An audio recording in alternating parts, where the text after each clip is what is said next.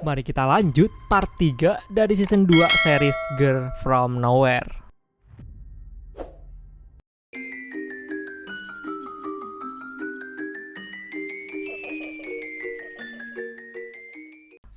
Episode 5 judulnya Sotus.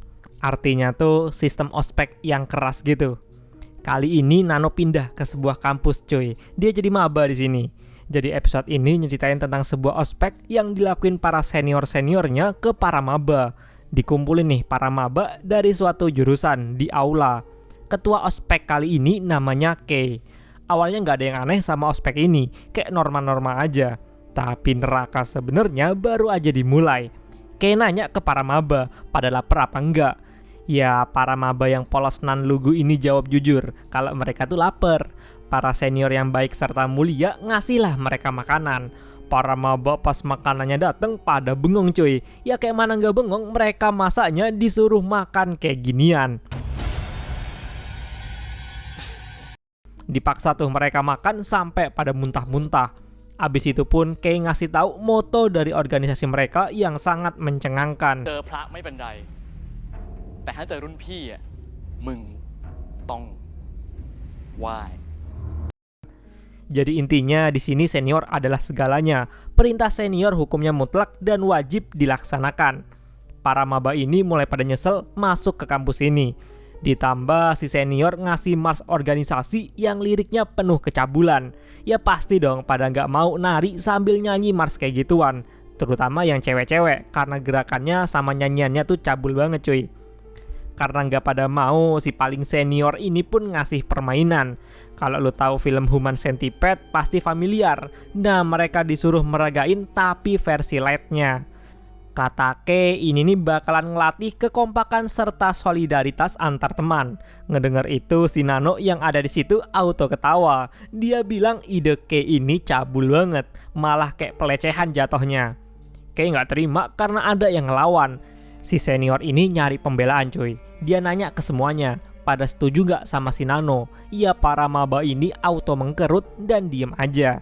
Tapi ada satu yang sependapat sama Nano, yaitu Yuri. Dia sependapat sama Nano cuy. Karena ngelawan mereka berdua dihukum buka baju. Mengatasnamakan kalau mereka semua keluarga, para maba yang lain pun disuruh buka baju juga. Dan dipotoin sama Kei. Dan mereka pun dihukum ngelakuin permainan Human Centipede itu. Habis acara selesai, rektor ngedatengin Kei. Dia bilang kegiatan ospek tadi itu udah bocor, ada yang nyebarin. Ditegurlah si Kei ini.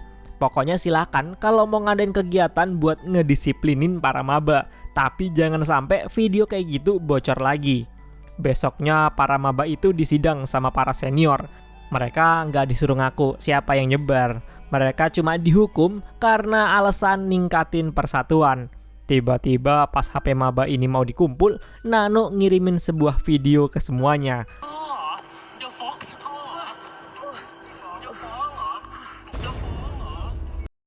Video itu ternyata video si Kei pas jadi maba, yang dibully sama para seniornya dulu. Persis kayak yang dia lakuin sekarang ke para maba ini. Semua yang ada di situ pada ngetawain Kei, karena yang katanya si paling senior ini dulunya juga pernah cupu cuy. Kei langsung ngedatengin Nano cuy. Nano bilang dan ngeledekin Kei karena ternyata kegiatan ini cuma dijadiin ajang balas dendam doang. Karena kelakuan Nano yang berani kayak gini, akhirnya yang lain pada dihukum cuy. Nano ngeliatin sambil santai-santai. Nah kali ini giliran Nano yang dihukum. Dia diikat terus dikasih balon. Maba-maba yang lain disuruh tutup mata sambil mukulin balon-balon itu. Nano pun ketawa-tawa cuy. Makin ngebuat kayak ini makin jengkel.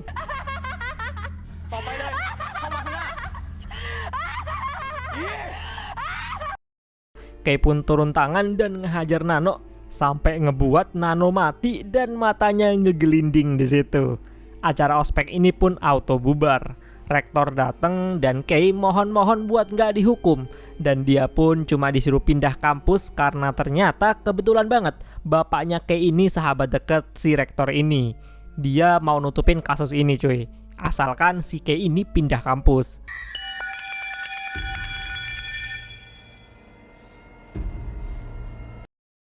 Tiga bulan kemudian, Kei masuk ke kampus lain. Dia pun jadi maba.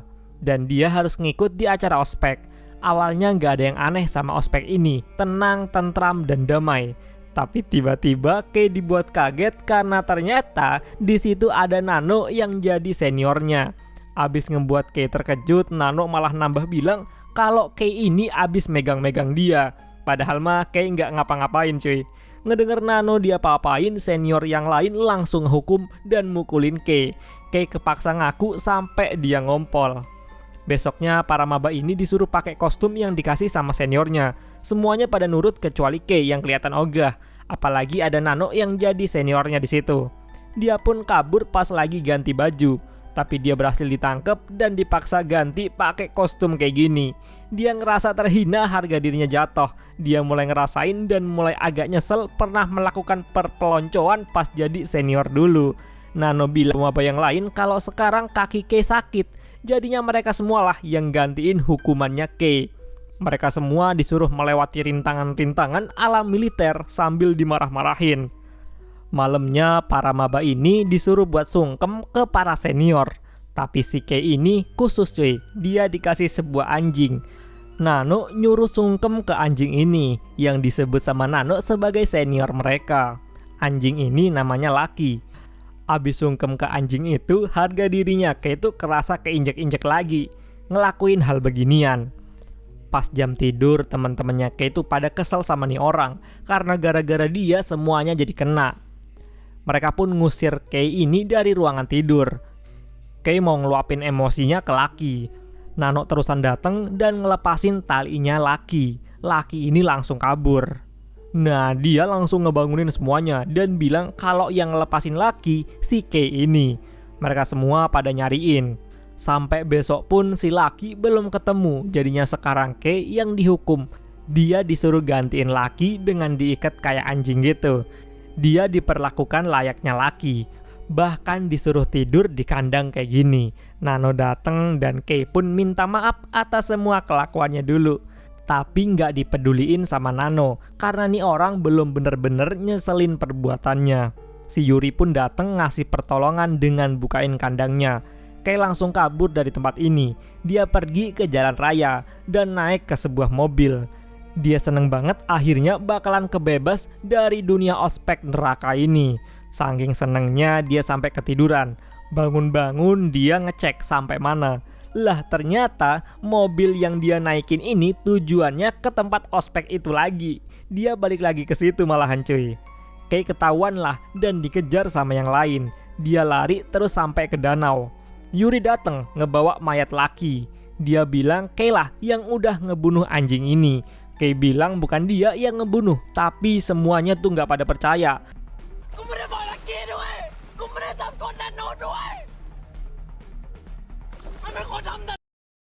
Dan akhirnya Kei pun digebukin rame-rame. Sebelum dia mati, dia jadi sadar kalau ini nih kayaknya karma bagi dia. Dulu pas jadi senior, dia juga pernah kayak giniin ke para maba-maba. Dan akhirnya Kei pun pasrah dan mati di situ. Nano protes ke Yuri karena cara Yuri ini berlebihan banget, bahkan sampai ngebunuh anjing yang gak bersalah. Yuri nggak peduli, bagi dia inilah cara yang bener ngasih karma ke seseorang. Langsung aja matiin orang itu. Dan episode ini pun berakhir. Gimana sama episode kali ini?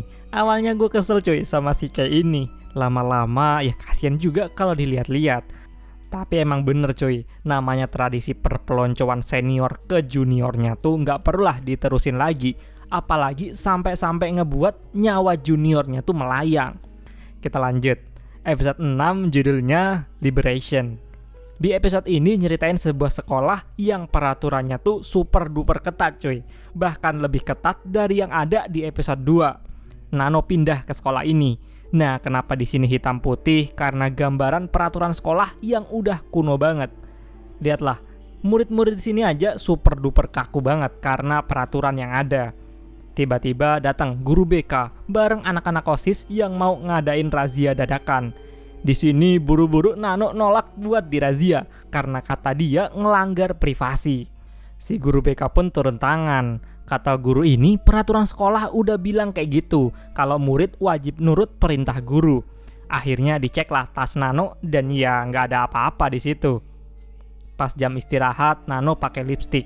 Ya pasti ini nih ngelanggar peraturan sekolah. Teman sebangkunya Nano ngejelasin kalau murid yang ngelanggar peraturan bakalan dimasukin ke ruang khusus selama beberapa hari. Contohnya aja ada nih teman kelasnya mereka yang namanya Jelly. Dia kritik guru yang ngajar di kelas karena ada salah pas guru ini ngejelasin. Si guru nggak terima karena dikritik dan dia pun ngelempar penghapus sampai Jelly ini keluar darah kepalanya. Nah, New ngerekam adegan ini, jadinya dua murid ini pun dimasukin di ruang penyesalan sampai hari ini. Tiba-tiba guru BK datang ngeliat Nano yang pakai lipstik. Nano pun dihukum dijemur di lapangan dan disuruh ngapalin semua peraturan sekolah. Tapi semua murid yang ngeliat pada heran karena berani-beraninya Nano malah ngebakar buku sakral itu di depan guru BK-nya langsung. Auto langsung Nano dibawa ke ruang penyesalan. Di dalam situ tuh masih ada New sama Jelly. Nah, Jelly udah nyeselin perbuatannya dan gak bakalan ngelawan lagi ke gurunya. Beda sama New yang masih kekeh kalau dia tuh gak bersalah. Tapi nih guru BK ngancem bakalan ngebuat New gak bakalan bisa diterima univ manapun pas lulus. Jadinya New pun nurut karena ngedenger ancaman itu. Mereka berdua pun keluar dan digantiin sama Nano. Di dalam situ dia tuh dikasih speaker buat ngapalin peraturan sekolah lagi. Besoknya Nano tiba-tiba masuk ke kelas. Guru BK ini heran kok Nano bisa keluar padahal dia belum ngeluarin Nano. Guru BK nyamperin Nano dan ngefitnah Nano udah ngebawa rokok ke sekolah. Dia dibawa lagi ke ruang penyesalan dan diinterogasi sama guru BK ini. Guru BK ini nanya siapa sebenarnya si Nano ini. Karena nggak dijawab, ditinggallah Nano di situ. Tapi anehnya besoknya Nano udah ada di kelas lagi. Kali ini dia ngecat rambutnya cuy. Semua anak kelas pada ketawa-tawa ngedenger bercandaannya Nano. Guru BK ngebawa Nano ke ruangan itu lagi. Nano minta ke gurunya buat ngaku kalau guru-gurunya ini pun juga bisa salah. Nggak sepenuhnya selalu bener. Dan juga harus ngakuin kalau kadang-kadang mereka pakai cara kotor buat ngehukum murid yang ngelawan. Nah, posisinya Nano kan pakai tindik di lidahnya. Karena makin kesel, guru BK ini pun langsung nyabut lidahnya Nano cuy. Besoknya sekolah ini kedatangan murid baru lagi yang namanya Yuri. Nah, Yuri ini nawarin diri buat jadi pengawas murid. Yuri bilang dia pernah satu sekolah sama Nano, jadinya dia punya cara dan tahu gimana cara ngadepin Nano. Yuri ngasih info kalau Nano ngebuat grup rahasia bareng teman-teman kelasnya. Yuri tuh bakalan nyusup ke grup itu dan ngelaporin siapa-siapa aja yang ada di grup itu. Akhirnya murid-murid yang masuk grup itu besoknya pada ditangkap. Abis kejadian itu, Yuri langsung jadi murid kepercayaan si guru BK ini. Kepala sekolah pun datang ngasih ceramah ke murid-murid ini. Abis mereka semua nyesel, mereka pun disuruh balik ke kelas masing-masing. Pas balik di kelas, Nano dikasih berkas super rahasia sama Yuri yang isinya ternyata kebobrokan sistem sekolah ini. Ternyata nih sekolah tuh korupsi bantuan pemerintah dan dana SPP siswa. Nano mau nyebarin berkas itu, tapi dihentiin sama guru BK. Mereka rebutan tuh. Nah, Yuri dari jauh ngerekam adegan itu. Tiba-tiba Yuri datang ke situ dan ngedorong Nano sampai ngebuat Nano mati karena nancep di tiang bendera. Yuri ngevideoin biar seolah-olah guru BK ini yang udah ngedorong Nano. Dan Yuri pun langsung nyebarin kertas-kertas itu dan videonya juga. Auto memberontaklah para murid di sini. Mereka pada nangkepin guru-guru mereka. Semuanya tuh pada kumpul di aula. Yuri nyuruh biar guru-guru ini nulis surat pengakuan. Si guru BK ini nggak mau dan ngebuat si New yang punya dendam kesumat ini jadi kesel. Dia ngehajar guru ini sampai ngebuat guru BK ini mati. Murid-murid yang lain pada takut karena si New ini udah ngebunuh gurunya sendiri. Mereka jadi pada debat. Sampai akhirnya datanglah kepala sekolah ngebawa sebuah pistol dengan bilang kalau dia bakalan nutupin kematian guru BK itu asalkan semua muridnya pada nurut lagi sama dia. Mereka pun gak ada pilihan lain selain nurut. Yuri yang mulai pemberontakan ini langsung disalahin sama kepala sekolah. Tapi Yuri nolak dan bilang kalau ini semua Nano yang mulai. Tiba-tiba Nano yang udah mati tadi muncul di tempat ini. Nggak cuma satu, ternyata ada banyak kloningan Nano di situ. Nano nantangin kepala sekolah buat nembak dia. Nah, murid-murid yang lain pinter. Mereka pakai HP mereka buat nge-live kalau emang bener Capsek ini berani buat nembak muridnya sendiri. Capsek ini pun gak bisa apa-apa lagi dan langsung kalah. Nano nangkep Yuri dan ngebawa dia ke ruang penyesalan. Dia bilang kalau cara Yuri tadi udah gagal. Dia pun ditinggalin di situ bareng guru-guru yang lain.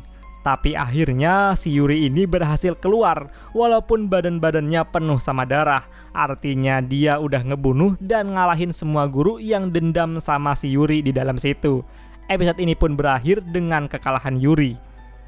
Gimana sama 2 episode kali ini? Seru apa enggak? Akhirnya cara Yuri nggak terus-terusan berhasil. Dia terlalu keburu-buru dan nggak rapi mainnya cuy. Yaudahlah, kita lanjutin 2 episode terakhir di part selanjutnya. Bye-bye.